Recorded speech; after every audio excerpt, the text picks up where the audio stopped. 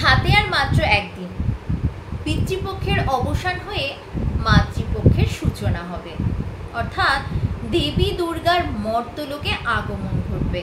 আর একদিন বাদেই মহালয়া। মহালয়াতে তর্পণের একটি বিশেষ রীতি রয়েছে। কি এই তর্পণ? তর্পণ কথার অর্থই বা কি? তর্পণ করলে কি বা ফল লাভ হয়? কেন করবেন তর্পণ? সমস্তটাই আজকের এই ভিডিওতে শেয়ার করব। নমস্কার, আমি অ্যাস্ট্রো মোটিভেটর অন্তরা। আজ আপনাদের সামনে একটি বিশেষ গুরুত্বপূর্ণ ভিডিও নিয়ে চলে এসেছি। সবার প্রথম বলে রাখি, আমার এই চ্যানেলটি মূলত জ্যোতিষশাস্ত্রকে কেন্দ্র করে।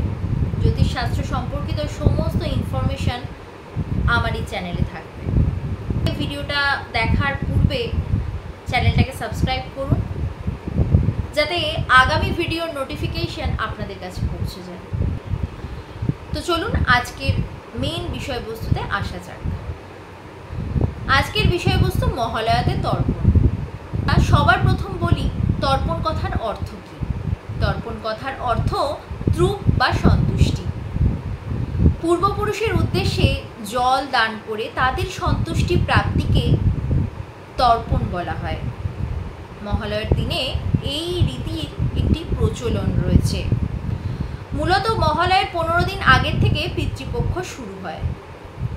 অনেকে এই 15 দিন ধরে মহালয় পর্যন্ত তর্পণ করে থাকেন, অর্থাৎ পিতৃপুরুষের উদ্দেশ্যে জল দান করে থাকেন। তর্পণ প্রথাটা কেন চালু হয়েছিল? ভীষণ জানতে ইচ্ছা করছে, তাহলে চলুন জানানো যাক। পুরাণ অনুযায়ী দাতা কর্ণ যখন মৃত্যুর পর স্বর্গলোকে গেছিলেন, তখন ইন্দ্রদেব তাকে খাবার হিসাবে স্বর্ণ এবং রত্ন দিয়েছিলেন। তখন তিনি প্রশ্ন করেছিলেন তাকে কেন এই ধরনের খাবার দেওয়া হয়েছে। তখন ইন্দ্রদেব প্রত্যুত্তরে বলেন, তিনি সর্বদা স্বর্ণ এবং রত্ন দান করেছেন, কখনো পিতৃপুরুষের উদ্দেশ্যে জল এবং খাদ্য দান করেননি, তাই জন্যেই তার এই প্রাপ্তি। তখন তিনি বলেন, পিতৃপুরুষের সম্পর্কে তিনি কখনো অবগত ছিলেন না। তাকে আবারও সুযোগ দেওয়া হয়।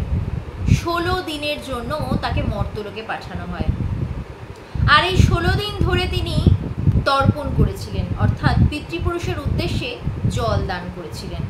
আর সেই থেকেই এই মহালয়ার দিনে তর্পণের একটি বিশেষ রীতি প্রচলিত।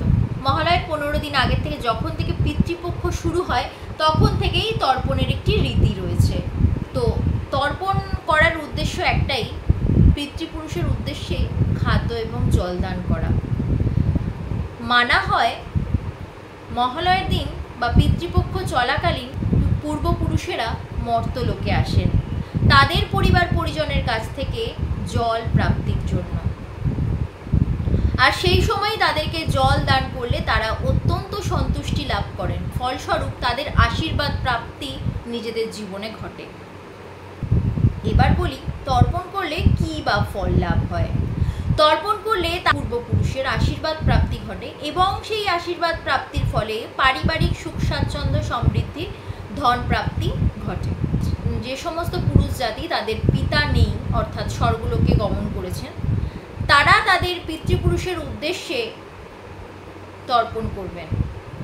যে সমস্ত মহিলারা গোত্রান্তর হয়ে গেছেন, অর্থাৎ বিবাহ হয়ে গেছে, তারা তর্পণ করবেন না, কারণ তাদের গোত্রান্তরের দরুন তারা পিতার গোত্রে নেই যেহেতু, তাই সেই অনুযায়ী তাদের জল দান করা সম্ভব নয়। যে সমস্ত মহিলারা বিবাহ করেননি, পিতার গোত্রেই রয়েছেন, তারা অবশ্যই তর্পণ করুন যাদের পিতা নেই। মহালয়ার দিন ভোরবেলা অর্থাৎ ব্রহ্ম মুহূর্তে তর্পণ করুন গঙ্গাবক্ষে। পূর্বপুরুষের আশীর্বাদ প্রাপ্তি ঘটবে এবং আপনাদের জীবনে সুখ স্বাচ্ছন্দ্য আসবে। আর মহালয়ার দিনে প্রত্যেকের জন্য কিছু টোটকা আমার চ্যানেলে ছোট ভিডিওর মাধ্যমে পোস্ট করা আছে, অবশ্যই দেখবেন, পালন করুন, দেখুন, ভালো থাকবেন। তো আবারও দেখা হচ্ছে নেক্সট কোনো ভিডিওতে। ততক্ষণ সবাই সুস্থ থাকবেন, ভালো থাকবেন। নমস্কার।